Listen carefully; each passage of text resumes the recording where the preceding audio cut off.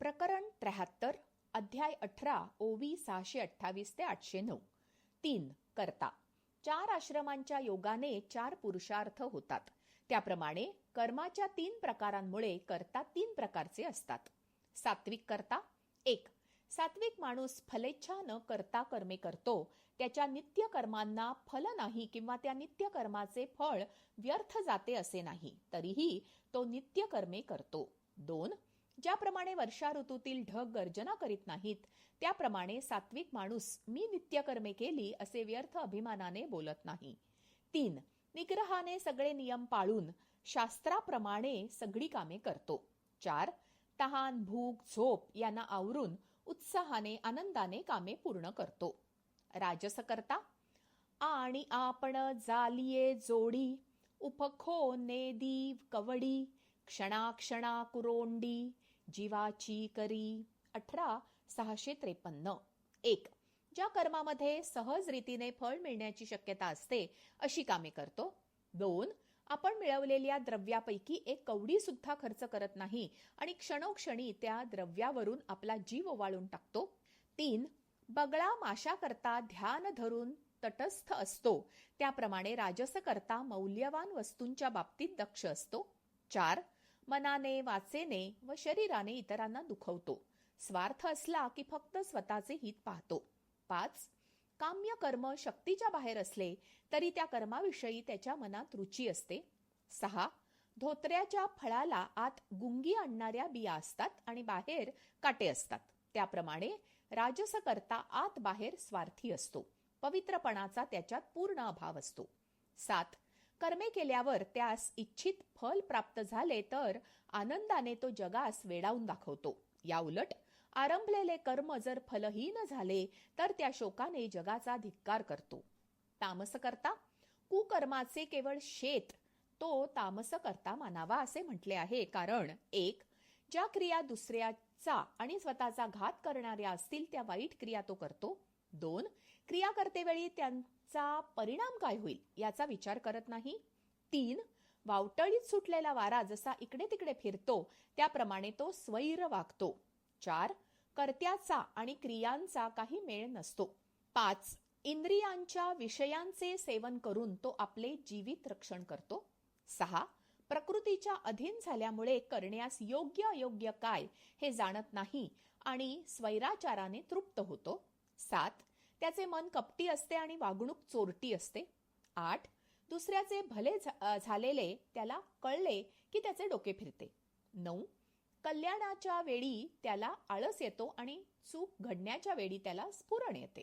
10. जगाच्या पलीकडल्या गोष्टींविषयी अंतःकरणात चिंता वाहतो. 11. अभिलाषा, खेद, निरुत्साह, आळस हे त्याचे उपजत गुण असतात. 4. बुद्धी. बुद्धी आणि धैर्य यांचेही सत्व, रज व तम या गुणांमुळे 3 प्रकार होतात. सात्विक बुद्धी. ऐसेनी कार्याकार्य विवेकी, प्रवृत्ती निवृत्ती मापकी, खरा कुडा पारखी, जियापरी. 18,716. 1. ज्याप्रमाणे रत्नपारखी खऱ्या खोट्या रत्नाची परीक्षा करतो, त्याप्रमाणे जी प्रवृत्ती निवृत्तीच्या मापाने कार्याकार्याचा निर्णय करते ती सात्विक बुद्धी. 2. नित्य आणि काम्य कर्मे करण्याची उपजत प्रवृत्ती आणि नैमित्तिक किंवा निषिद्ध कर्मे करण्याविषयी उपजत निवृत्ती असते, तिला सात्विक बुद्धी म्हणतात. 3. तहान लागली तर ती भागवण्याकरता पाणी प्यावे, त्याप्रमाणे आत्मप्राप्तीसाठी शास्त्रविहित नित्य कर्म करावे असे सात्विक बुद्धी मानते. 4. कर्माच्या ठिकाणी प्रवृत्त झाले असता मोक्ष मिळतो असे सात्विक बुद्धी ठामपणे मानते. 5. निषिद्ध कर्मापासून लांब राहते. 6.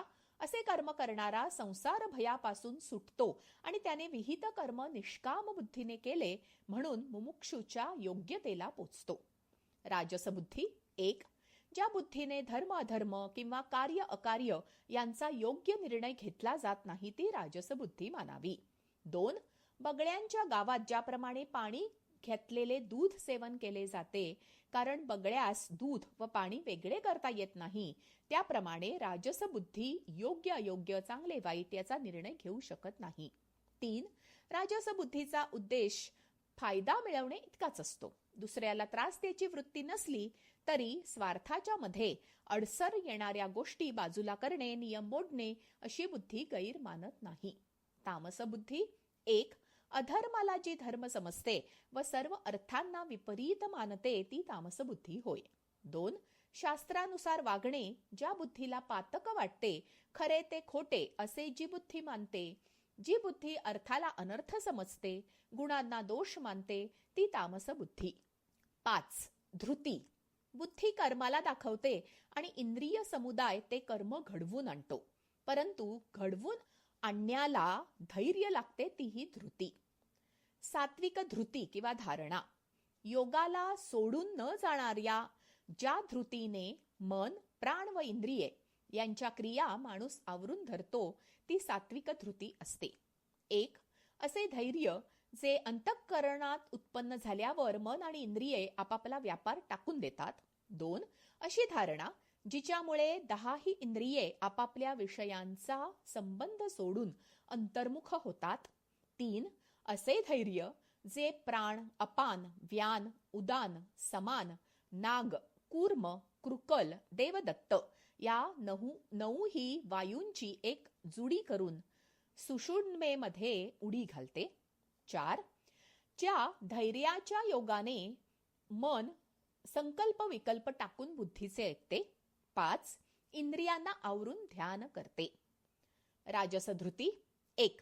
ज्या धृतीच्या योगाने माणूस धर्म, अर्थ व काम यांचे अवलंबन करतो अशी फलाची आकांक्षा धरणारी धृती राजस असते. 2. राजस धृतीमुळे जीवात्मा देहच आपण आहोत असे मानून धर्म, अर्थ व काम या 3 उपायांनी आनंदाने राहतो. 3.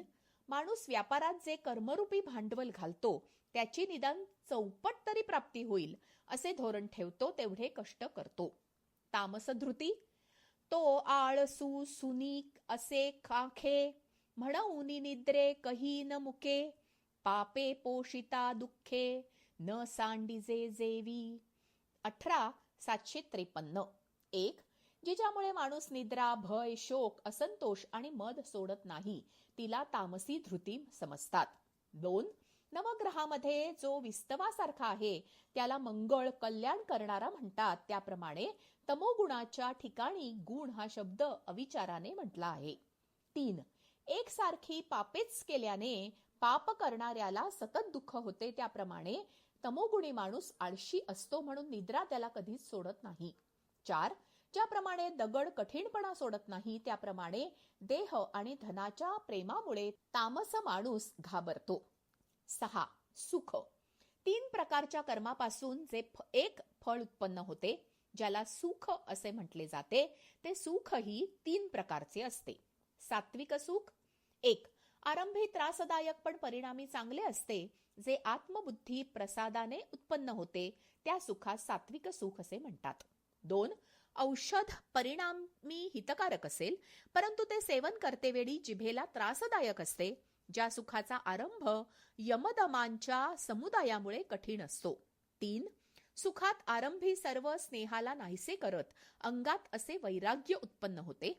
4. नित्यानित्य विवेक श्रवणाच्या अतित्रासाने कठीण व्रतांचे आचरण केल्याने सुखाकरता आरंभीच खूप भारी भोगावे लागतात. ज्या सुखाचा आरंभ अशा कठीणपणाच्या त्रासाचा अनुभव देतो, परंतु वैराग्याधिक आत्मज्ञानाने परिपाक झाल्यावर मग वैराग्यसह सर्व अविद्या नाहीशी होते. 5. सुखाला वैराग्य हे मूळ असून जे आत्मानुभवाच्या रूपाने परिणामाला पावते त्या सात्विक सुख म्हणतात. राजस सुख. 1. विषय व इंद्रिये यांच्या संयोगापासून उत्पन्न होणारे, आरंभी अमृताप्रमाणे पण परिणामी विषासारखे असते अशा सुखाला राजस सुख म्हटले जाते. 2. विषय व इंद्रिये यांच्या संबंधामध्ये जे सुख जीवाला पोचते ते राजस असते. 3.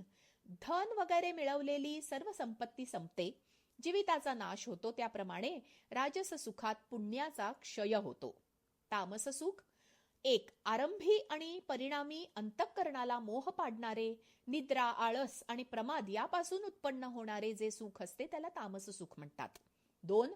मद्य वगैरे अपेय पिण्याने, मांस वगैरे अखाद्याच्या भोजनाने, स्वैर स्त्रीच्या संगतीने जे सुख होते ते तामस असते. 3.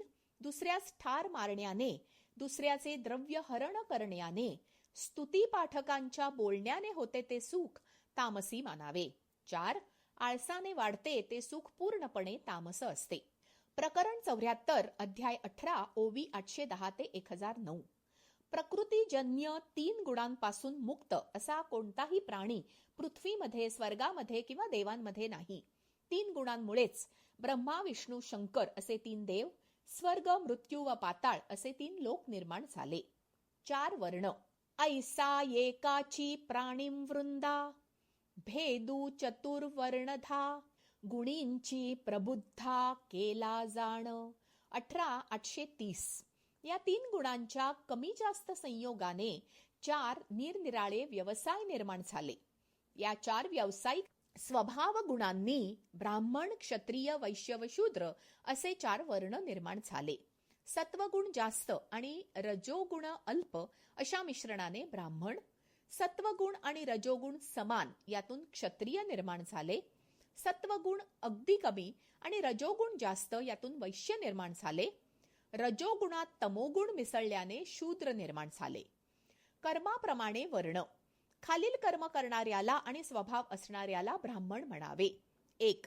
शम, मनाने शांत, बुद्धीने आत्म्याच्या ठिकाणी अंतर्मुख असणे. 2.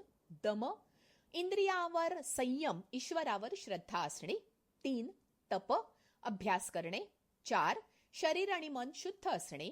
5. क्षमा, दुसऱ्याच्या चुका माफ करणे, आर्जव असणे. 6. सरळपणा, स्वभाव विचार साधे सरळ असणे. 7. ज्ञान, शास्त्रात दिलेल्या मार्गाने आचरण असणे, आध्यात्मिक प्रगती करण्याची आवड असणे. 9. शास्त्रांनी सांगितलेल्या मार्गाचा मनापासून स्वीकार करून त्यानुसार वागणे. 9. आस्तिक्य, शास्त्राने स्वीकारलेल्या सर्व मार्गांना प्रमाण मानणे. या नवगुणरूपी रत्नांचा हार अखंड धारण करतो तो ब्राह्मण मानावा. क्षत्रिय गुण. ते प्रागल्भ्य रूप तेजा, जिये कर्मी गुण दुजा, आणि धीरू तो तिजा, जेथींचा गुण. 18,860. 1. शौर्य, स्वभावतःच अंगाने जोरकस असल्याने इतरांच्या सहाय्याशिवाय उत्कर्षास येतो. 2. तेज, स्वतःच्या सामर्थ्याने गुणांनी जगाला चकित करणे, स्वतःची कशानेही चलबिचल होऊ न देणे असा पाणीदारपणा अंगी असतो. 3. धैर्य, आकाश कोसळून अंगावर पडले तरी घाबरत नाही, बुद्धी स्थिर ठेवून योग्य निर्णय घेतो. 4. दक्षता, हर्ष, भय, शोक यापैकी कोणतीही परिस्थिती असली तरी कायम सावध असतो. 5. युद्धामध्ये परांगमुख होणे, शत्रूला कधी पाठ दाखवत नाही. 6. दातृत्व, गरजूंना मदत करतो. 7. ईश्वरी भाव, प्रजेमध्ये आपल्याविषयी प्रेम उत्पन्न होईल असे कार्य करतो. आकाश जसे सप्त ऋषींनी सुशोभित दिसते, पृथ्वी जशी 7 समुद्रांनी वेढली आहे, त्याप्रमाणे जे कर्म शौर्याधिक उत्तम 7 गुणांनी सुशोभित असते ते क्षत्रिय गुणांचे म्हणून ओळखले जाते. वैश्यगुणी कर्मे. 1. शेतकी, जमीन, बी, नांगर या भांडवलांच्या आधाराने स्वतःच्या श्रमाने शेती करून पीक घेतो. 2. गोरक्षण, गायी गुरे बाळगतो, त्यांच्यावर मुलांप्रमाणे माया करतो. 3. व्यापार, स्वतः वस्तू घेऊन महाग विकून नफा मिळवतो. शूद्र कर्म, स्वतःकडे निर्णय शक्ती, धाडस, प्रतिभा, संपत्ती नसल्याने परंतु सेवाभाव, शक्ती आणि प्रामाणिकपणा असल्याने वैश्य, क्षत्रिय व ब्राह्मण यांना त्यांच्या कार्यात सहाय्य करणाऱ्या माणसाला शूद्र म्हटले जाते. स्वकर्म हीच ईश्वर सेवा. हे विहित कर्म पांडवा, आपुला अनन्य बोलावा, आणि हेची परमसेवा मज सर्वात्मकाची. 18,906. सर्व दिव्यांच्या आत बाहेर एक तेज व्यापून आहे, त्याप्रमाणे ईश्वराच्या योगाने हे सर्व जग आत बाहेर पूर्णपणे भरलेले आहे. ज्याच्यापासून भूतमात्राची उत्पत्ती होते, ज्याने हे सर्व विश्व व्यापले आहे, त्या ईश्वराची आपापल्या कर्माने आराधना करून मनुष्य सिद्धी वैराग्य मिळवतो. विहित कर्म हेच जीवन आहे. विहित कर्म करणे हीच ईश्वराची श्रेष्ठ सेवा आहे. काम प्रामाणिकपणे करणे हे प्रत्येक माणसाचे कर्तव्य आहे. वाट्याला आलेले काम निश्चित करावे. परिश्रम घेऊन फळाची अपेक्षा सोडून मनापासून ते कर्म करावे. याप्रमाणे विहित कर्म करतो त्याला वैराग्य प्राप्त होते. नित्य कर्म फलाचा त्याग करून करणारा माणूस मोक्ष प्राप्त करतो. वैराग्यामध्ये ईश्वराची ओढ लागल्या कारणाने स्वर्ग संसार या गोष्टी ओकलेल्या पदार्थाप्रमाणे आवडेनाशा होतात. वैराग्य आलेल्या माणसाला संसारातील सर्व भोग सुखे त्रासदायक वाटू लागतात. स्वधर्म आचरण, वैराग्य आणि नैष्कर्म स्थिती. तरी आत्मा दुष्ट नोहे, तव कर्म करणे का ठाये, आणि करणे तेथ आहे आयासू आधी. 1835. 1. स्वधर्म आचरण करण्याच्या बाबतीत कठीण असला तरी सोडू नये. स्वधर्म आचरण्यास कंटाळा केल्याने मोक्ष मिळत नाही. पाण्यापेक्षा तुपात गुण पुष्कळ असले तरी मासा जसा तुपात राहत नाही, तसे जन्माबरोबर उत्पन्न झालेले कर्म दोषयुक्त असले तरी त्याचा त्याग करू नये, कारण इतर कर्म केल्याने प्रगती होत नाही. ज्याप्रमाणे अग्नी धुमाने आच्छादलेला असतो त्याप्रमाणे प्रत्येक कर्मात काहीतरी दोष असतो. दगड आणि दशमी या दोहोंच्याही ओझ्याचा भार सारखाच असला तरी दशमीचे ओझे वाहिले असता विश्रांतीच्या जागी उपयोगी येते. त्याप्रमाणे स्वधर्म आचरण सुखाचे ठरते. 2. साधकाने केलेल्या स्वकर्माच्या महापूजेने संतुष्ट झालेला ईश्वर साधकाच्या चित्तावरच्या तम रजगुणाचा नाश करून त्याला सत्वगुणाच्या मार्गावर आणतो आणि संसार, स्वर्ग या गोष्टींविषयी त्याला वाटणारा मोह दूर करतो. पिकण्याच्या वेळेला फळ देठास धरत नाही, त्याप्रमाणे साधकाची ममता सर्व ठिकाणी निष्प्रभ ठरते. धन, कुटुंब ही सर्व त्याच्या मनाप्रमाणे वागणारी असली तरी तो त्यांना माझे म्हणत नाही. 3. कढत पदार्थास हात लागून पोळला असता माणूस हात एकदम माघारी घेतो, त्याप्रमाणे साधकाची बुद्धी सर्व विषयांपासून माघारी फिरते आणि अंतर्मुख होऊन आत्मविचाराकडे स्थिर होते. 4. ऐहिक आणि पारलौकिक विषयांची इच्छा नाहीशी होते. ज्ञानाच्या ठिकाणी अंतःकरणाचा निश्चय स्थिर होतो. प्रारब्ध संपते आणि नवे क्रियमाण निर्माण होत नाही. 5. श्री गुरु स्वतःहून खात्रीने भेट देतात. साधकाला गुरु कृपेने पूर्णत्व प्राप्त होते आणि अज्ञान नाहीसे होते. 6. अज्ञान आणि सापेक्ष ज्ञान संपल्यावर क्रियारहित केवल ज्ञानच शिल्लक राहते. या ज्ञान मात्र स्वरूप स्थितीस कर्मशून्यता म्हणजे फळशून्यता म्हणजे नैष्कर्म्य स्थिती असे म्हणतात. ही सिद्धी सर्व सिद्धीत श्रेष्ठ आहे. सिद्धी पावलेला, आत्मैश्वर्य भोगण्याची योग्यता पावलेला अधिकारी पुरुष ज्ञानाची अखेरची मर्यादा म्हणजेच ब्रह्म कोणत्या क्रमाने मिळवतो? आणि स्वधर्माचे फळ ईश्वरी अर्पुनी बळ, घेऊनी अढळ वैराग्यपद. 1895. 1. असा पुरुष सद्गुरु कृपेचा लाभ होण्याच्या वेळी आत्मसिद्धी पावतो. गुरूंनी केलेला उपदेश ऐकल्याबरोबर द्वैत नाहीसे होऊन वृत्ती आत्मस्वरूपी स्थिर होते आणि तो आत्मरूप होऊन जातो. 2. त्याला काही कर्तव्य कर्म उरत नाही.